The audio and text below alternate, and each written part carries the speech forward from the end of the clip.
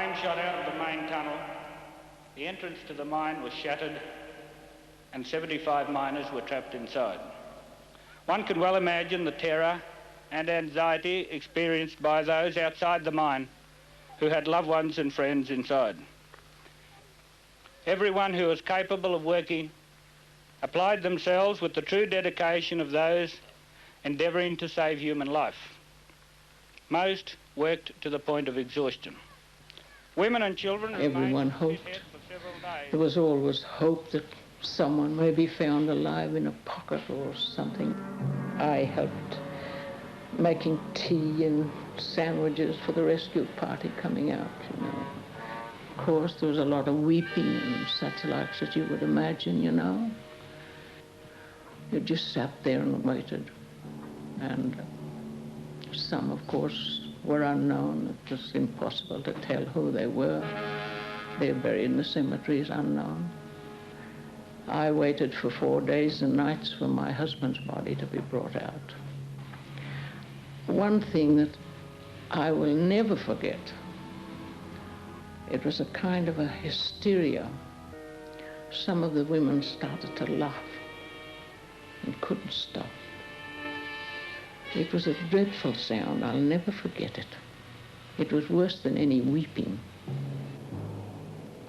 Kind of a hysteria, I would think. It was, yes, tension. It was the breaking point. It was, oh, it wasn't laughter. It was something different to that. Others waited for news of husbands or brothers, or remained to comfort those still without news. Sadly, it is recorded that not one of the miners entombed in the explosion survived the ordeal. 75 men lost their lives. Will you please stand?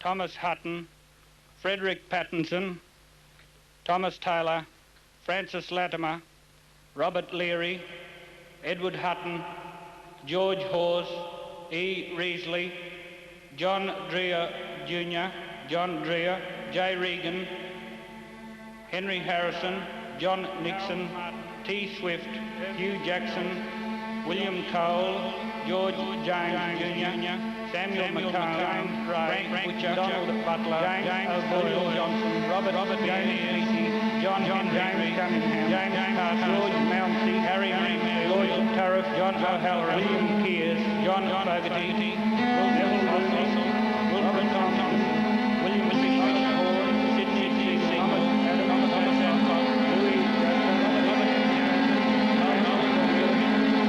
Paul Mounts, Thomas Parkinson, Thomas Hines, Alec Kasloff, E. Morgan, Reginald Whalen, William Smithson. And now, ladies and gentlemen, I'm going to call upon Mrs. Wardle. As I mentioned earlier, she is the oldest living resident. You'll agree with me, she looks remarkably well for a person of that age. Ladies and gentlemen, I'll give you Mrs. Wardle.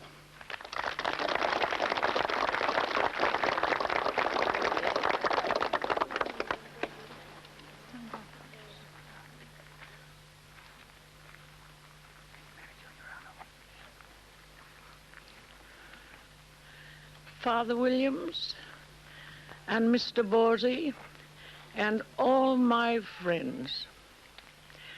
I always thought that no one loved this place like I do. You know, I love every stick and stone of it, and it has been my life.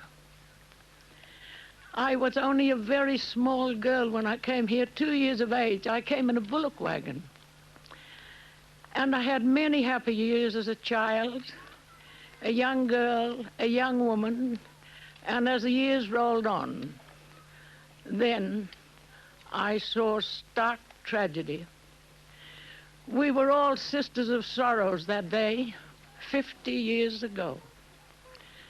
Now, coming back, it has revived many sad memories, as I am sure it has done to you because I can see so many familiar faces, and I'm sure that you love it as much as I do. One thing I would like to say, I pray to God that he will bless the efforts of those who are endeavoring to make the old place live again.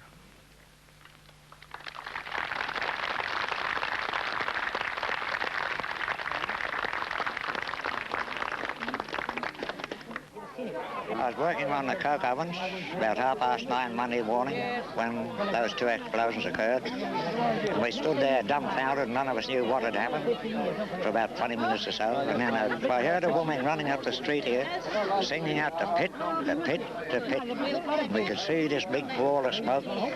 So we all made for the pit. Of course, it was How old was you at the time? 23. And I was 23 today. You said 73. I showed you that photo. I was only 23. What, is a mile in? Well, the no four men could, a mile and a quarter, see, and we just took it. We just took it in turns, see. They were standing on the side of the pits, and when that bloke got tired, we take the body, 4 to that side, to this side, and away we go. And then they was fetching them out in rows. And that's how we brought them out, rows, hundreds of men, just taking turn for turn. What we call an endless chain. Hand over hand, helping them all the time, you know. 24 hours a day if you could do it. Yes. Oh, yes. 24 hours a day. I did the waiting for a whole week. Yes, you did. I remember it quite well, making sandwiches and whatnot.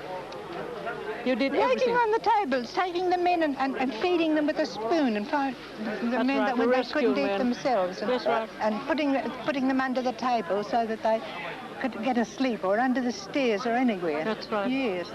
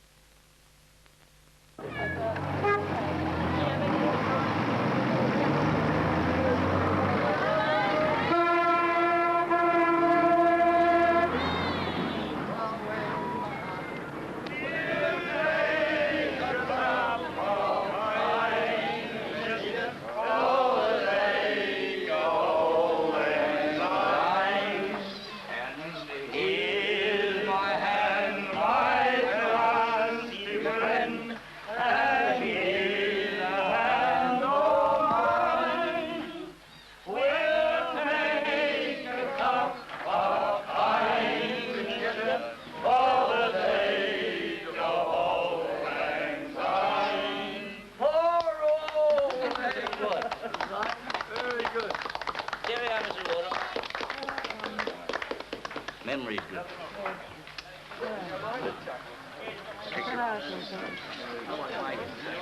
Frankie Richard Wilson. Sit down, Mrs. Wardle. Good luck. Tom, See you, Dottie. one of Frankie Richard's villains you're going to say? The three of us. Oh, Mrs. Wardle, the time has come, the wool rush today. Yeah. Cheerio, dear. And you might let go. I will, yes. Sorry for you today. Well,